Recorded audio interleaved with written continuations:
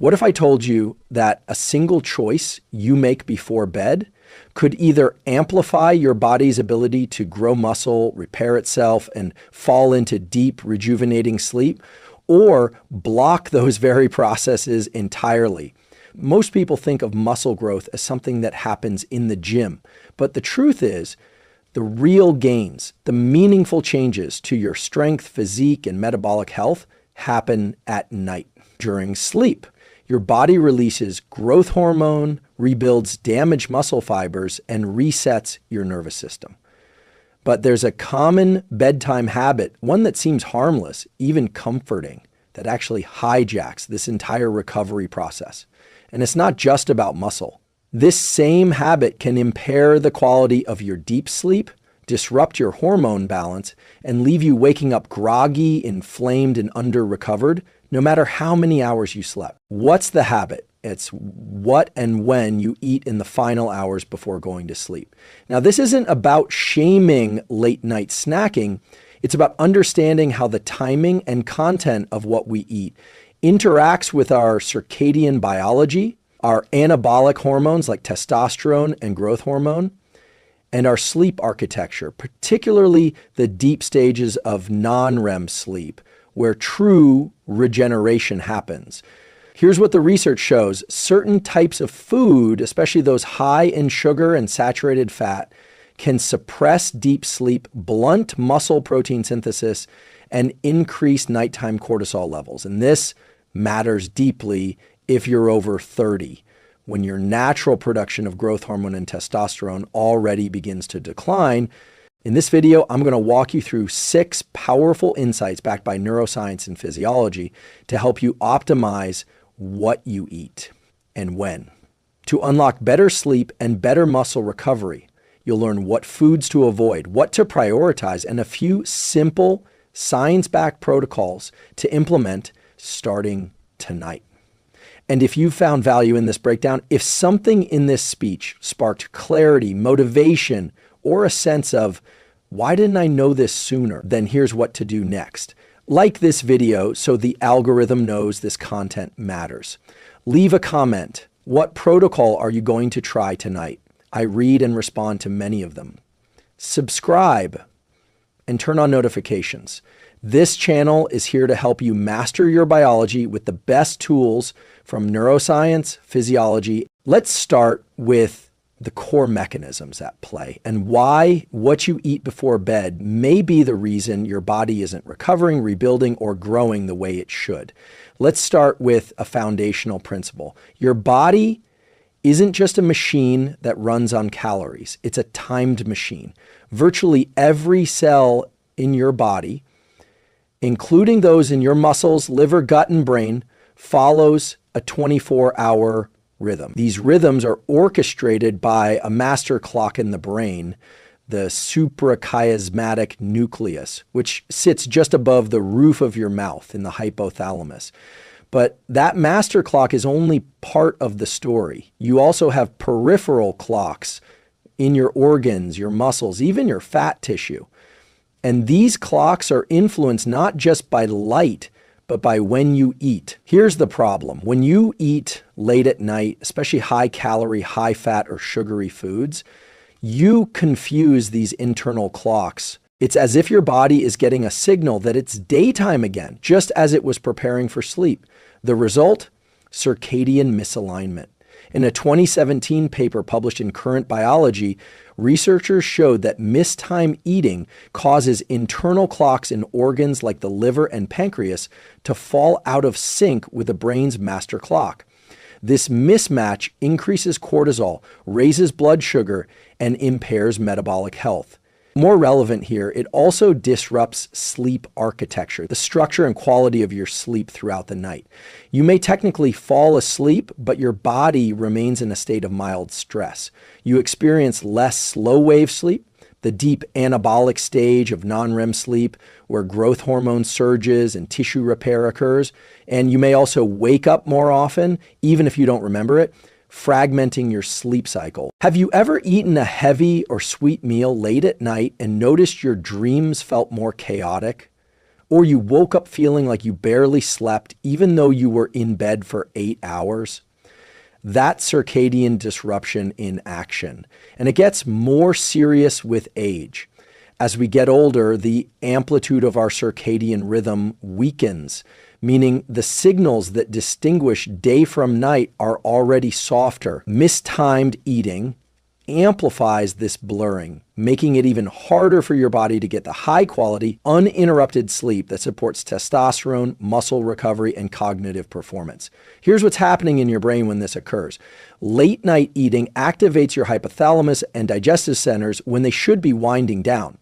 Your body raises core temperature, blood sugar stays elevated longer, and melatonin, your brain's sleep start hormone, is suppressed. In fact, a 2020 study in Nutrients found that even a modest late-night meal reduced melatonin onset by up to 90 minutes in healthy adults. So what's the fix? A simple tool to apply is this. Front load your calories earlier in the day and aim to stop eating at least 2 to 3 hours before bedtime. This gives your insulin and digestive hormones time to taper off and allows melatonin and growth hormone to do their work during early sleep. If you work late or train at night, you don't need to skip post-workout nutrition, but you do want to be strategic. We'll cover how in part 4 when we get into optimal bedtime nutrition. But the key message here is this. Sleep isn't just a passive state. It's a biologically complex process that relies on rhythm and timing, and the timing of your last meal can mean the difference between a night that builds muscle and brain health or a night that silently undermines them. So now that we understand the importance of when you eat, let's talk about what you eat, especially in those final hours before bed. Many people reach for comfort foods late at night. It's understandable. The day's stress is winding down, willpower is low, and the quick reward of sugar or fat-rich snacks feels soothing. But what happens inside your body and brain tells a very different story.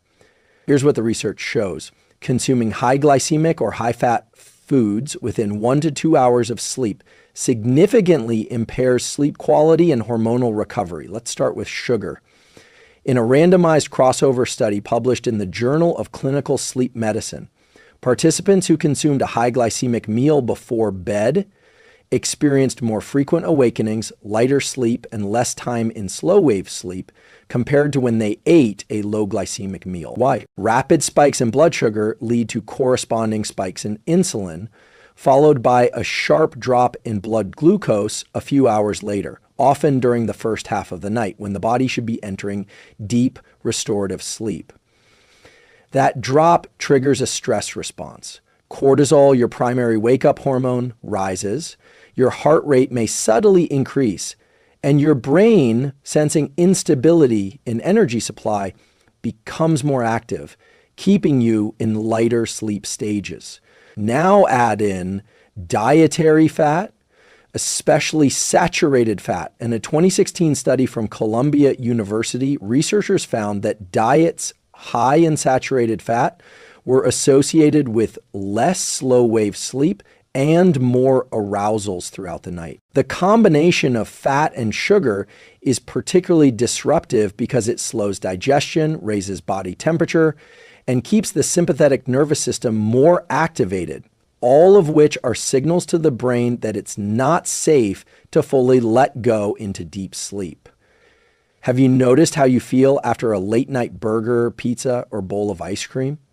You may fall asleep, even quickly, but you're far more likely to wake up feeling unrested, inflamed, or mentally foggy. That's your body telling you the recovery process was interrupted. And it's not just about how you feel. These disruptions block the release of growth hormone and reduce testosterone synthesis, both of which play essential roles in muscle repair, fat metabolism, and overall physical vitality. So what's a better approach? A simple protocol. Avoid foods high in sugar or saturated fat for at least 3 hours before bed. If you do need to eat later, say post-workout or due to a long day, choose something lower in sugar, lower in fat, and ideally rich in slow digesting protein. We'll go deeper into this in part 4, but even something as simple as a small serving of cottage cheese or a casein protein shake has been shown to improve overnight recovery rather than disrupt it. And here's the empowering takeaway. Your evening choices are not just about discipline. They're about priming your biology for performance. Just as you wouldn't blast bright light into your eyes at 11 p.m. if you wanted to sleep deeply, you wouldn't flood your body with insulin and cortisol triggers and expect it to enter restorative anabolic states. And if this insight is helping you connect the dots between nighttime eating and muscle recovery, consider subscribing. Each week, we break down neuroscience-backed tools like this to help you optimize your mind, your body, and your daily performance. Now that we've covered how sugar and fat impair sleep, let's explore something deeper. The metabolic tug-of-war between insulin and growth hormone, and why what you eat before bed might be blocking the most powerful recovery signal your body produces overnight. This next insight is one of the most misunderstood but crucial aspects of nighttime nutrition, the interaction between insulin and growth hormone. Two powerful metabolic hormones that cannot fully operate at the same time. Let's break it down. Every night, roughly 60 to 90 minutes after you fall asleep, assuming you're sleeping well, your brain triggers the largest pulse of growth hormone you'll get in a 24-hour cycle. This surge typically occurs during deep non-REM sleep, and it serves several vital functions, stimulating muscle repair, mobilizing fat stores for fuel, supporting tissue regeneration, and promoting overall recovery. Now here's the problem. Insulin, the hormone released when you eat carbohydrates or protein, directly inhibits the release of growth hormone. This means if you eat a high carb, high protein, or even moderately sized meal right before bed, you're raising your insulin levels during the exact window when your body is supposed to be fasting and allowing growth hormone to do its repair work. A study published in the Journal of Clinical Endocrinology and Metabolism showed that elevated insulin suppresses growth hormone secretion by blocking the hypothalamic signals that initiate its release. In other words, insulin tells your body we're in a fed state. It's time to build and store. Growth hormone, on the other hand, says we're in a fasted nighttime repair state. It's time to restore and regenerate. The two don't play well together. It's like trying to accelerate and brake at the same time. You end up with metabolic confusion, not full recovery, not efficient storage, just diminished outcomes on both fronts. Have you ever noticed that when you eat late, even a seemingly healthy meal, you wake up feeling puffy, less defined, or sore longer than expected after a workout? That's likely the suppressed action of growth hormone and the impaired mobilization of fat as fuel during sleep. So what's the solution? Here's a practical framework. Allow for a 2.5 to 3 hour buffer between your last significant meal and bedtime. This gives insulin levels time to drop, allowing your body to enter a fasted state. And in that fasted state, growth hormone can rise naturally, doing what it was evolutionarily designed to do: repair muscle, burn fat, and reinforce cellular health. If you do need to eat later, say after evening resistance training, opt for something very low in carbs and moderate in protein, like a small serving of casein or collagen protein. These options have minimal insulin response and are absorbed slowly, providing amino acids without interfering too much with growth hormone secretion. What's happening in your brain during this fasting window is remarkable. The hypothalamus releases growth hormone, releasing hormone, GHRH. The pituitary gland pulses out growth hormone, and your body begins directing energy inward toward muscle repair, brain detoxification, and mitochondrial recovery. But that only happens if insulin isn't still flooding your system. This insight isn't just about nutrition. It's about timing your recovery. If your goal is to build muscle, burn fat, and wake up sharper and more resilient, your nighttime routine matters just as much as your workout or your diet during the day. And that includes knowing when to stop eating. This is a good moment to reflect on something. Many of the most powerful changes in our physiology don't come from doing more. They come from stopping at the right time.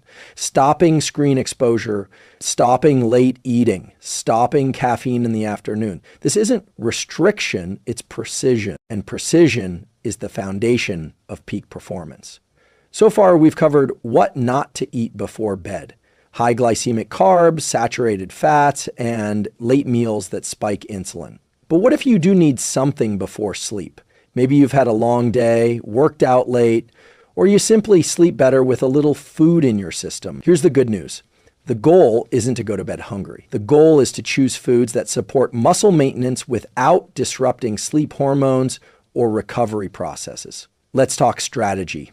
The ideal nighttime fuel has 3 key qualities.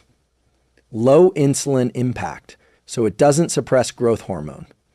Slow digesting protein to provide amino acids over several hours. Sleep supportive properties, meaning it promotes neurotransmitters like GABA and serotonin, or helps regulate melatonin. One standout option is casein protein, a slow digesting dairy protein shown in multiple studies to increase overnight muscle protein synthesis. A randomized controlled trial published in Medicine and Science in Sports and Exercise found that athletes who consumed 40 grams of casein 30 minutes before bed increased strength and muscle mass significantly more than those who didn't. Why? Because casein digests slowly, feeding muscles amino acids throughout the night without causing a large insulin spike. It's the nutritional equivalent of drip irrigation, steady, slow, and sustained. Another option is cottage cheese, which is naturally rich in casein and also contains tryptophan, a precursor to serotonin, which later converts to melatonin. That makes it doubly effective, muscle supportive, and sleep friendly. You could also consider collagen protein or bone broth powder, especially if you're focused on joint repair or connective tissue health. Collagen is low in insulinogenic amino acids, meaning it won't spike insulin much, and it delivers glycine, a compound shown to improve sleep quality and reduce body temperature at night. A study in the journal Sleep and Biological Rhythms found that taking 3 grams of glycine before bed helped participants fall asleep faster, experience deeper sleep, and feel less fatigued the next day. Glycine acts as a mild inhibitory neurotransmitter, calming the nervous system and promoting restorative rest. Now, if you're someone who craves carbs before bed, here's a tool you can use. A small serving of low glycemic carbs, like a few slices of kiwi, some cherries, or a handful of oats, paired with protein can actually be helpful. These carbs assist in the conversion of tryptophan to serotonin and then to melatonin, especially if eaten 2 to 3 hours before bed. But the key is quantity and type. No heavy starches, no sugar-laden snacks, and no high-fat combinations. Here's a simple, evidence-informed nighttime protocol. 3 hours before bed, finish your last full meal 1 to 2 hours before bed if needed 20 to 30 g casein or cottage cheese, optionally paired with a teaspoon of nut butter or a few low glycemic berries. Avoid alcohol, refined sugar, and heavy fat at least 3 to 4 hours before sleep. And remember, your nighttime routine shapes your recovery quality. The food you eat doesn't just sit in your stomach, it communicates with your brain, your hormones, your muscles. When you eat precisely, you send the message, it's time to heal. If these insights are helping you rethink how you approach evening meals, I invite you to subscribe. This channel is all about taking real science and turning it into strategies you can feel in your body, in your sleep, and in how you show up every day. Now, we'll look at how caffeine, alcohol, and even healthy teas or chocolate can silently sabotage your overnight muscle recovery, even if you've nailed your nutrition. It's easy to think that if you've eaten the right foods at the right time, you've set yourself up for solid sleep and overnight recovery. But there's another layer that often gets overlooked, and it's just as critical. What you drink. Caffeine, alcohol, and even so-called healthy stimulants like dark chocolate, yerba mate, or matcha can all significantly interfere with your body's ability to recover, grow muscle, and regulate sleep cycles, especially when consumed too close to bedtime. Let's begin with caffeine. Caffeine doesn't just wake you up, it actively blocks adenosine, the molecule in your brain that builds up throughout the day and creates sleep pressure. By binding to adenosine receptors, caffeine prevents you from feeling sleepy, and even if you fall asleep later, it disrupts your sleep architecture. Research from Stanford and Harvard has shown that caffeine consumed even 6 hours before bed can reduce total sleep time by more than an hour and significantly decrease slow wave sleep, the very stage where growth hormone surges and muscle repair happens. Here's what that means. You might sleep, but you won't recover. And recovery is where the transformation happens physically, mentally, and hormonally. A practical guideline from sleep neuroscientists: cut caffeine entirely at least 8-10 hours before bed. If you go to sleep at 10 p.m., that means your last cup of coffee should be no later than 12 noon. Not 3 p.m., not 5 p.m., noon. That buffer allows adenosine levels to rebound and your nervous system to begin winding down. Now, let's talk about alcohol. Despite the myth, alcohol doesn't help you sleep. When you drink alcohol in the evening, even a glass or two, several things happen. You reduce REM sleep, which is critical for emotional processing and memory consolidation.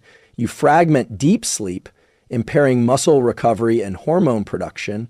You increase core body temperature, which is the opposite of what your brain needs to initiate quality sleep. A study in alcoholism, clinical and experimental research found that even moderate alcohol intake reduced nighttime growth hormone secretion by nearly 70% and disrupted sleep cycles for up to 5 hours after ingestion. Think about that. Nearly all of your body's prime repair window blocked by a single evening drink.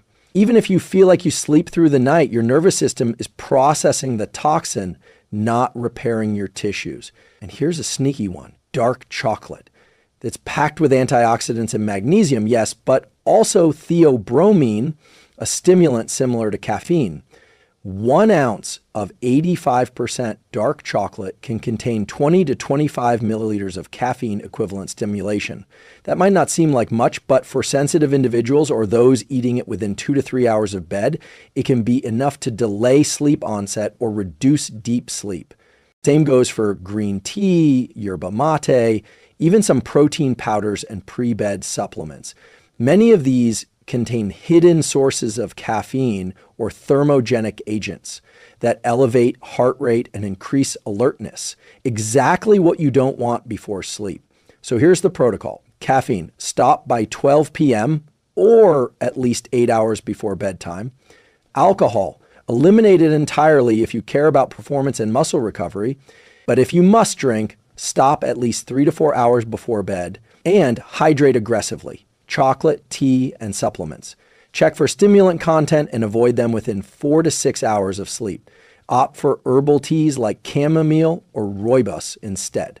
Every sip you take in the evening either supports or sabotages your body's ability to regenerate. Your brain doesn't just sleep, it repairs, rewires, and recharges. And your muscles don't just rest, they rebuild. The more you understand how these hidden stimulants interfere, the more you can take back control of your recovery. Up next, we'll explore a little known but powerful tool that amplifies overnight muscle growth: body temperature control. This one's a game changer.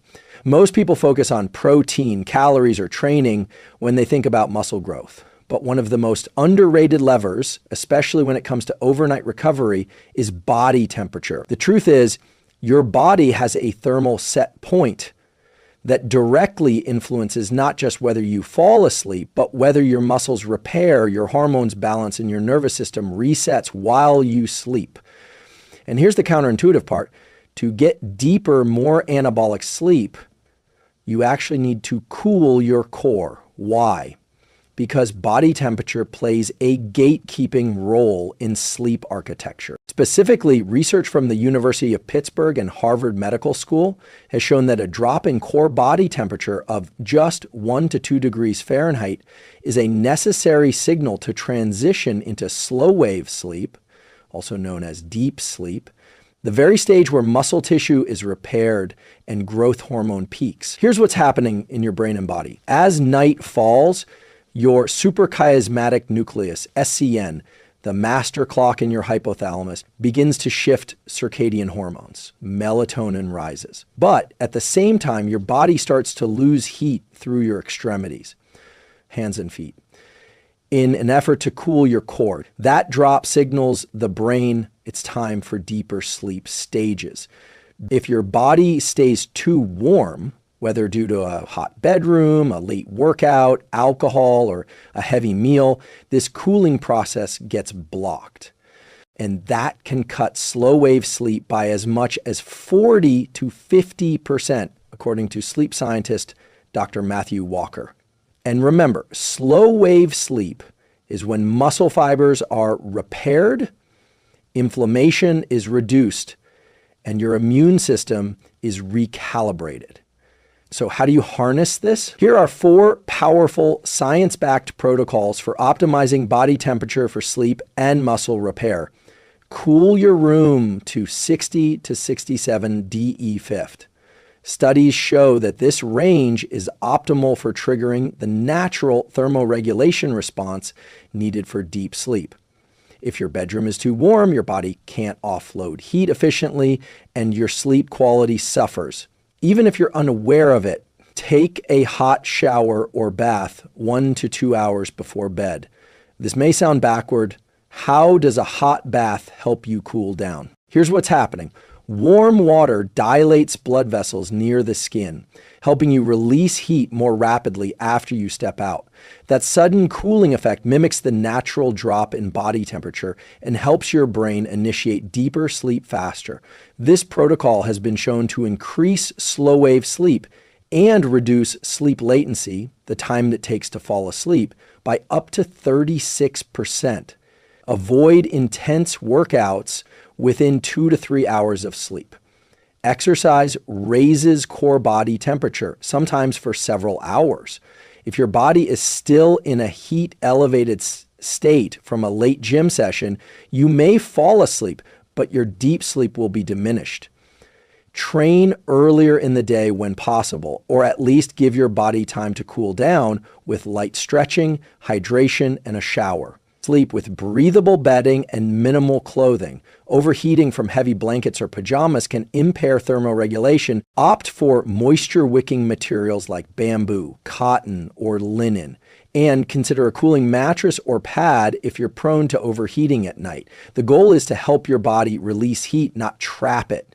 Bonus, you can even sleep with your feet outside the covers. This small trick helps offload heat through one of the body's key thermal outlets and can accelerate the onset of deeper sleep.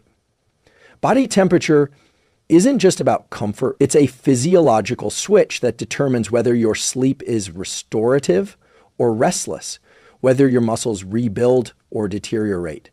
So tonight, think about more than your protein or calories. Ask, is my environment helping my body cool down enough to enter deep anabolic sleep? Because sometimes the difference between waking up tired or powerful isn't in what you did at the gym, but how well your body cooled and repaired itself afterward. Now, let's bring everything together with a final reflection and a challenge to transform how you sleep, eat, and recover starting tonight. So let's bring it all together. Most people trying to build or preserve muscle, especially after age 30, focus almost entirely on what they do at the gym. But what the neuroscience and physiology make crystal clear is this. It's what you do in the hours before bed, your nutrition, your light exposure, your thermal environment that determines whether your body repairs or breaks down. We began with a simple yet powerful insight.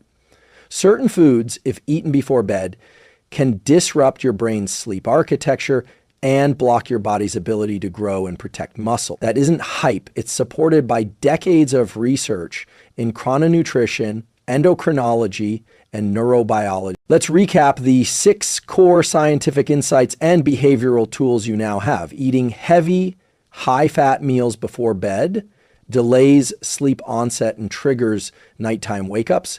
Why? Because digestion activates your sympathetic nervous system, the very system that should be winding down at night. Late night insulin spikes suppress growth hormone release, a hormone critical for muscle repair. Even healthy carbs like fruit or oatmeal can backfire if mistimed. Cortisol, the stress hormone, stays elevated when you eat too close to bed, leading to shallower sleep and morning fatigue, and that can blunt testosterone and reduce muscle protein synthesis. Melatonin isn't just a sleep hormone, it governs mitochondrial health, DNA repair, and hormonal rhythms, but it's easily disrupted by food intake, light, and stimulants. Alcohol and caffeine, even in moderate doses, have long half-lives that silently sabotage your sleep depth and recovery window. Their impact on REM and slow-wave sleep lasts far longer than most people realize. Body temperature acts as a master switch for deep sleep. And deep sleep is when your body grows muscle, regulates inflammation, and recharges your brain. Cooling your environment and timing heat exposure is a simple, powerful lesson. Now, what's the bigger picture here? Optimizing your sleep isn't just about feeling rested. It's about regaining control over the systems that drive long-term strength, energy, and resilience. It's about choosing with precision how you fuel your body and brain, not just during the day, but in that critical window before sleep, when your internal systems either shift into repair mode or stay locked in stress mode. So here's your one challenge tonight. For the next 7 days, stop eating 2 to 3 hours before bed. No snacks, no late night protein shakes, no alcohol, just water, maybe herbal tea, and a cooling environment. Track how you feel in the morning. Notice your energy. Watch how your workouts improve. See how your focus sharpens and how your body composition begins to subtly shift. This one change, backed by decades of research, might become your most reliable, low-effort tool for muscle preservation and brain performance. And if you've found value in this breakdown, if something in this speech sparked clarity, motivation, or a sense of why didn't I know this sooner, then here's what to do next. Like this video so the algorithm knows this content matters. Leave a comment. What protocol are you going to try tonight? I read and respond to many of them. Subscribe and turn on notifications. This channel is here to help you master your biology with the best tools from neuroscience, physiology, and psychology. Remember, you don't have to overhaul your life overnight. Just master the next hour before bed, because that's where your body decides, do I repair or decline? Do I wake up stronger or weaker? The science is clear, the tools are simple, and the power to change your life muscle by muscle, night by night, is entirely in your hands. Thanks for watching. I'll see you in the next one. Until then, sleep smart, recover deeply, and keep building the best version of you.